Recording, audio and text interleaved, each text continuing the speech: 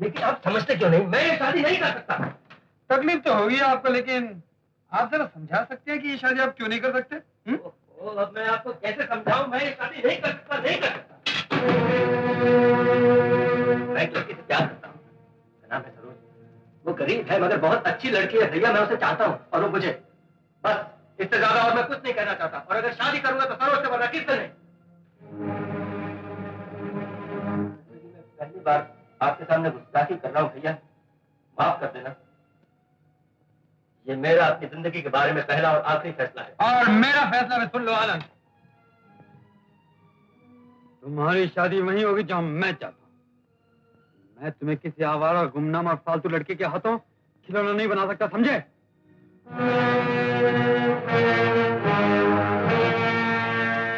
समझी?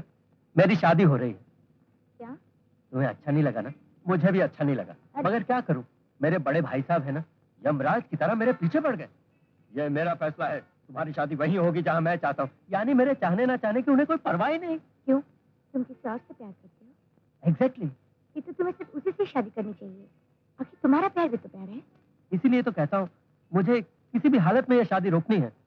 और सरोज, एक तुम ही हो जो मेरी राजदार हो, मेरी मदद कर सकती हो, मुझे उस यमराज भाई साहब से बचा सकती हो, वरना सच कहता हूँ मेरा सर्वनाश हो जाएगा। तुम इतने घबराए हुए क्यों? करना क्या होगा? ये 2 चिट्ठियां हैं। एक मैंने तुम्हें लिखी है, जिसमें मैंने तुमसे अपनी मोहब्बत का इजहार किया है। और दूसरी तुमने उस लड़के के बाप ज्वाला प्रसाद को लिखी है, जिसमें तुमने मुझसे अपने प्यार का इकरार किया है।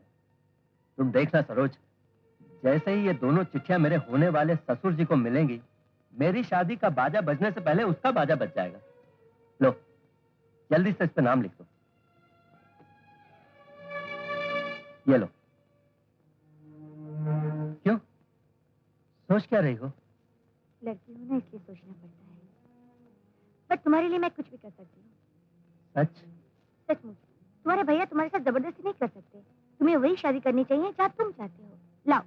तुम वही कह रही हो जो मैं चाहता हूँ।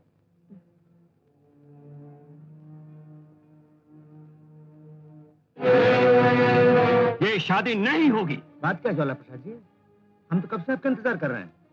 अंदर आइए ना। इस घर की चौखट के अंदर कदम रखकर मैं अब अपने आप को और जलील नहीं कर सकता।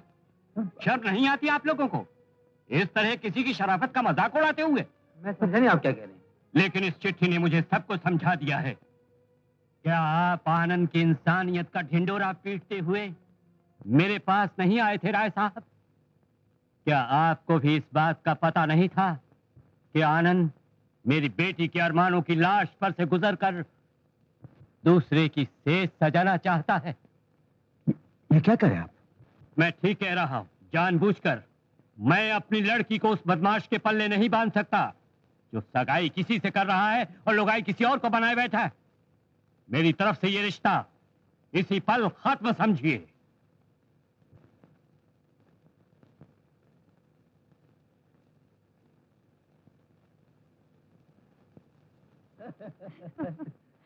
सरोज, आज मैं बहुत खुश हूँ और ये सारी खुशी की वजह से तुम हो। तुम्हारे इस एहसान के बदले मैं जल्द ही तुम्हें एक सरप्राइज देने वाला हूँ। हाँ हाँ, बोलो क्या सरप्राइज देने वाले हो? भैया। अरे नहीं बाबा, मुझे ऐसा सरप्राइज नहीं चाहिए। तुम ही तो कह रहे थे तुम्हारे भैया साक्षात यमराज के रूप है। मुझे तो कुछ दिन और जिंदा रहना है। लेकिन आपकी मौत तो आपके सामने खड़ी है देवी जी। भैया, ये सरोज है। अच्छा, तो ये नाम है तुम्हारा? आप सरोज को जानते हैं? जानता ही नहीं, अच्छी तरह पहचानता हूँ। तुमने भी मुझे पहचान लिया होगा। क्यों? किसी को पहचानने में आप भूल कर सकते हैं, मैं नहीं। आनंद, मुझे इन देवी जी से अकेले में कुछ बातें करनी है। बाहर जाओ। लेकिन भैया। सुना नहीं तुमने? बाहर जाओ। मैंने तुमसे जाने के लिए नहीं कहा। बैठो। मैं आपकी कोई गुलाम नहीं जो आपका हुक्म मुझे मानना ही पड़ेगा। तुम क्या हो ये तुम भी जानती हो और मैं भी जानता हूँ। मैं उस कहानी को दोहराकर तुम्हें शर्मिंदा नहीं करना चाहता। मैं सिर्फ इतना चाहता हूँ कि तुम मेरे भाई के रास्ते से हट जाओ। नहीं तो ये सौदा तुम्हें महंगा पड़ेगा। माफ कीजिएगा, सौदेबाजी की आदत आपको होगी, जिनका दिल साफ होता है उन्हें किसी चीज का सौदा नहीं करना तुम पड़ता। आनंद की कमजोरी का फायदा उठाना चाहती हो? और आप मेरी शराफत का फायदा उठा रहे हैं। शराफत? अपने पेशे को शराफत का नाम देते हुए शर्म नहीं आती तुम्हें? जबान संभल कर बात कीजिए। किसी पर इस तरह कीचड़ उछलने से पहले अपने गिरेबान में झांक कर देखिए। आप क्या है और क्या कर रहे हैं? आनंद कोई दूध पीता बच्चा तो नहीं, अपना बुरा भला खुद सोच सकता है। और आप अपनी जिद की खातिर उसकी शादी उसकी मर्जी के बिना कहीं और कर देना चाहते हैं। इस जुल्म का बहादुरी समझते हैं? यही है आपकी इंसानियत? मैं यहाँ इंसानियत का सबक सीखने नहीं आया हूँ, और वो भी किसी आवारा लड़की से। आप फिर अपनी सीमा से बाहर जा रहे हैं। तुम्हारी सीमा? क्या है तुम्हारी सीमा? ये दौलत? कितनी चाहिए ये दौलत? कितनी चाहिए मेरे भाई की आजादी की कीमत? बोलो। जिस दौलत को आप अपनी मुट्ठी में दबाए हैं, भूल गए ये दौलत भी आनंद की है। आप अपनी खुशी के खातिर उसकी दौलत लुटा सकते हैं, लेकिन मैं हर हालत में आनंद की खुशी चाहती हूँ। आप उसकी शादी उसकी मर्जी के बिना कहीं और नहीं करा सकते। तुम मुझे धमकी दे रही हो? एक मामूली सी लहर एक चट्टान से टकराने की कोशिश कर रही है। जिसे आज आप एक मामूली सी लहर कह रहे हैं, याद रखिए वक्त आने पर वो आपके लिए तूफान भी बन सकती है। शायद आजमा कर देख लीजिएगा। लहर को तूफान से अलग करने के लिए कहीं चट्टान को खुद न रास्ते से हटना पड़ जाए।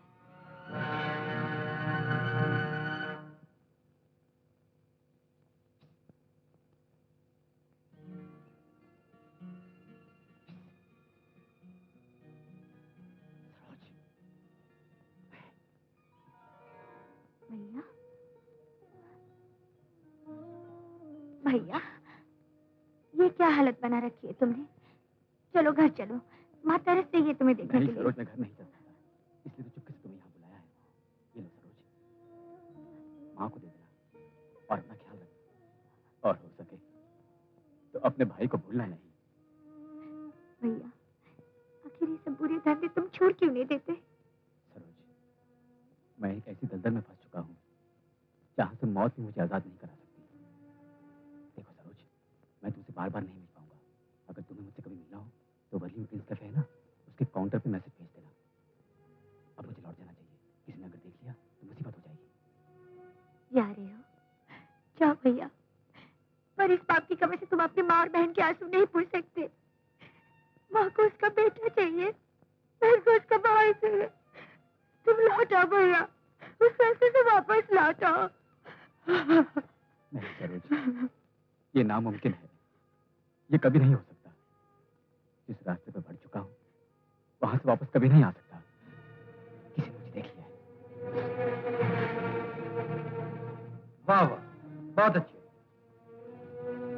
देख रहा हूँ काफी तरक्की कर रही है, दिन में भी फुर्सत नहीं है। कौन सा नंबर है इसका? आपके भाई आनंद से इसका नंबर पहला है, गिनते रहिए।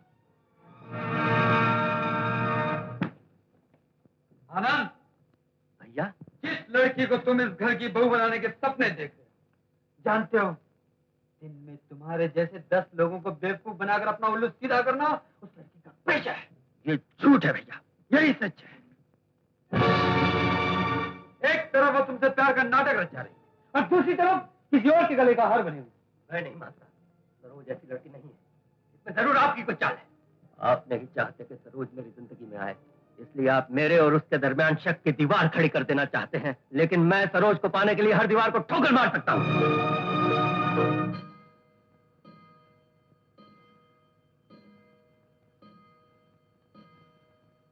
आइए पंडित जी, सुबह सुबह किसको तलाश कर रहे हैं आप ही के दर्शन करने चला है। क्यों? कुशल तो है? कुशल ही तो नहीं है विजय बाबू, बहुत ही आवश्यक सूचना है आपके लिए। आपके छोटे भाई आनंद बाबू सरोज नाम किसी लड़की से विवाह करने जा रहे हैं। पूरा प्रबंध भी कर लिया है। मैं तुरंत आपको खबर देने चला आया हूँ। तो ये बात है। बड़ी गंभीर समस्या है विजय बाबू। आनंद बाबू ने आपको बताने के लिए मना किया था, मगर बरसों से घर का नमक खाया है, रहा नहीं गया। कब है शादी? थोड़ी देर के बाद 9:30 बजे बोरीवली की पुरानी धर्मशाला। ठीक है, बहुत बहुत धन्यवाद। जी मैं जाता हूं।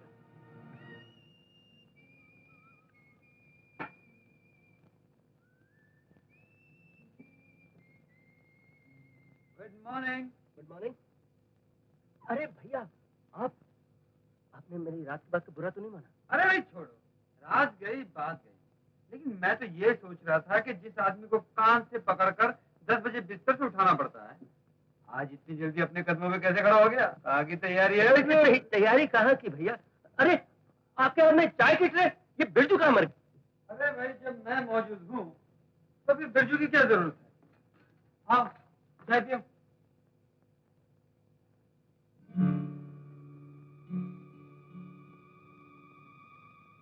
बिरजू के हाथ की बनी हुई चाय तो रोज पीते हो, आज अपने भाई के हाथ की बनी हुई चाय पियोगे तो मजा आ जाएगा। भैया अब वो क्या बात है? भैया वो अरे बात कुछ भी हो, लेकिन आज तुम दूल्हे की तरह सजे हुए हो। बारात में जा रहे हो क्या? हाँ भैया, बाराती में तो जा रहा हूँ। वो अपना राजेश है ना, राजेश, आप नहीं जानते उसे, उसके भाई के साले की शादी है। पैसे मिलेंगे। अब ये मत पूछेगा किस लिए चाहिए। अरे भाई, घर तुम्हारा है, दौलत तुम्हारी है, मर्जी तुम्हारी है, पूछने की क्या जरूरत है? कितने रुपए चाहिए? 1000 का। 1000 में सब काम हो जाएगा ना? हाँ, क्यों नहीं, हो जाएगा। अच्छा अच्छा अच्छा, लो चाय पी। चाय की क्या बात है भैया साहब।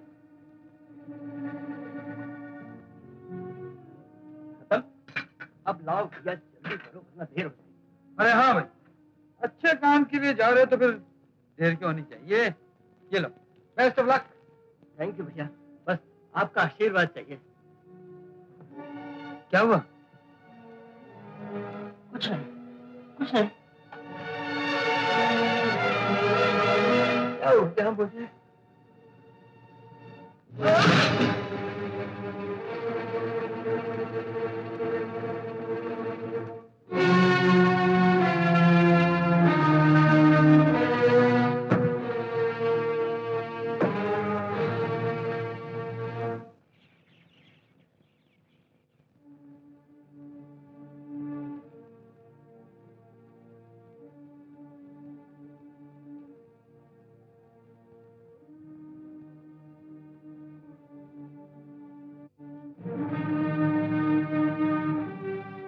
आनंद, यहाँ पहुँचने के बाद पंडित जी से मालूम हुआ कि तुम मुझसे शादी करना चाहते हो।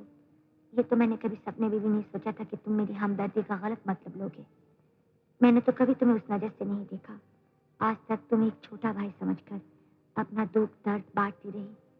काश तुम मेरे सामने होते तो मैं तुम्हारी इस गलत फहमी को दूर कर देती। तुम्हारा काफी इंतजार करने के बाद तुम्हारे लिए चिट्ठी छोड़कर जा रही हूँ।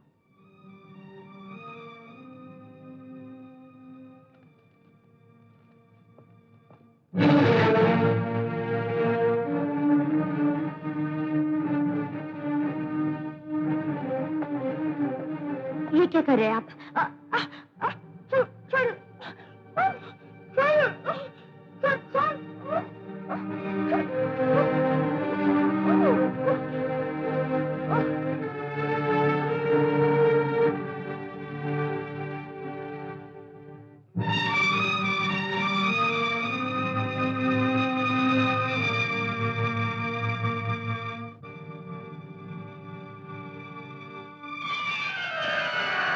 मंगलसूत्र गले में पहना दो।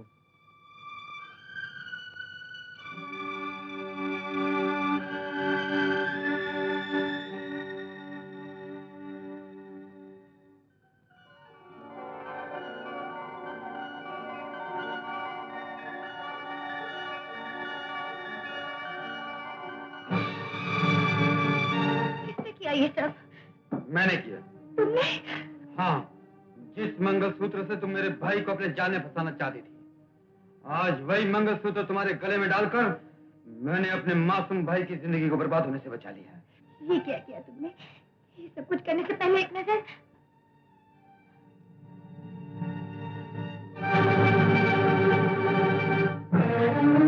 अब क्या होगा? अब तो सब कुछ जलकर राख हो गया। तुमने तो इस चट्टान को राख में बदलने का दावा किया था, लेकिन आज देख रहा हूं इतना बड़ा वो तूफान सिर्फ मामूली से आंसू के दो कतरे बनकर रह गया है। देखिए देवी जी, नाटक तुम्हारा भी खत्म हुआ और मेरा भी। ये आंसू आंसू पहुंचिए और कोई नया शिकार तलाश कीजिए। शर्म आनी चाहिए आपको ऐसी बातें करते हुए। धोखे से मुझे बेहोश करके अपनी बेटी जिंदगी बर्बाद करती। एक बेगुनाह लड़की को इस तरह मजबूरी के बंधन में बांधकर बहुत खुश हो रहे हैं आप। मेरी खुशी की तुम फिक्र मत करो, मेरी तरफ से तुम अब भी आजाद हो। मेरा तुमसे कोई रिश्ता न था, न है, न होगा। मैंने इस शादी का नाटक सिर्फ अपने भाई को तुमसे बचाने के लिए किया था। मेरे लिए मेरा भाई सब। भाई भाई भाई, इतना बड़ा कदम उठाने से पहले एक बार मुझसे पूछा होता कि मैं आपके भाई को क्या समझती रही। अगर वो मेरी हमदर्दी को गलत समझता रहा, उसमें मेरा क्या दोष? मैं तो सिर्फ एक भाई की नजर से देखते आई हूँ। वाह वाह वाह, तुम्हारी तस्वीर के दूसरे रूप का भी जवाब नहीं। हाँ, तुम जैसी लड़कियों के लिए रिश्ते नाते तो खेल है। कल तक तो वो तुम्हारा प्रेमी था, आज तुम उसे अपना भाई कह रही हो सकता है कल तुम उसे अपना पति कहना शुरू। बकवास बंद कीजिए। चिल्लाओ मत। और सुनो, मेरी तो जुबान बंद रहेगी, लेकिन अगर तुमने मेरे भाई से फिर रिश्तेदारी बनाने की कोशिश की तो मुझे उन तस्वीरों का सहारा लेना पड़ेगा जिनमें तुम्हारी और मेरी शादी के गवाह और सबूत दोनों मौजूद हैं। मेरी नजर में शादी की कोई कीमत नहीं और ना ही मंगलसूत्र की है। तुम चाहो तो इसे तोड़कर फेंक सकती हो या किसी को बेच सकती हो।